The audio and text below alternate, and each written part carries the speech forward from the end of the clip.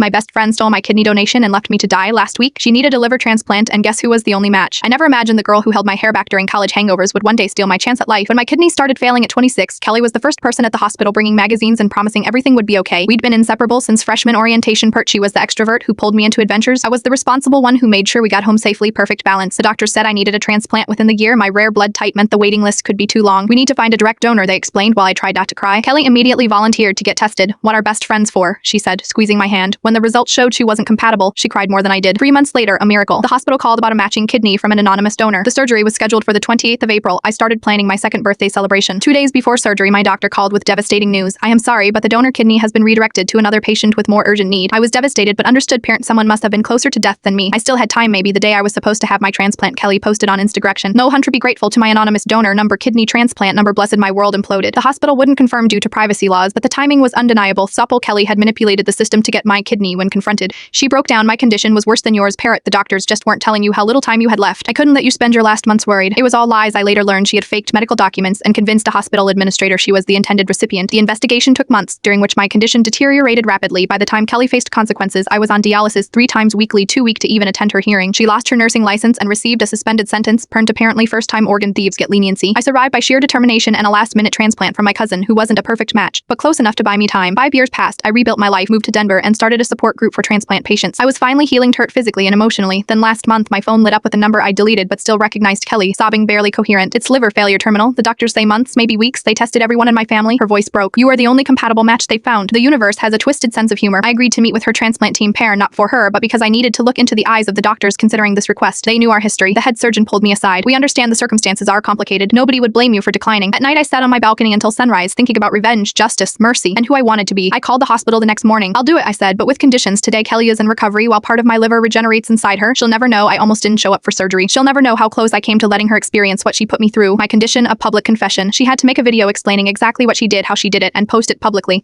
No sugarcoating, no excuses. The truth. Finally, some call me a saint for saving the woman who nearly killed me. Others think I am a fool who got manipulated twice, but here is what nobody understands. I didn't donate my liver to save Kelly. I did it to save myself from becoming someone who could watch another human die when I had the power to prevent it. Parent, even when that human is the last person on earth who deserves mercy. Some debts can never be repaid, but forgiveness was never about her worthiness to receive it. Parent, it was about my refusal to carry this hatred any longer. The weight of vengeance was killing me more slowly than kidney failure ever could.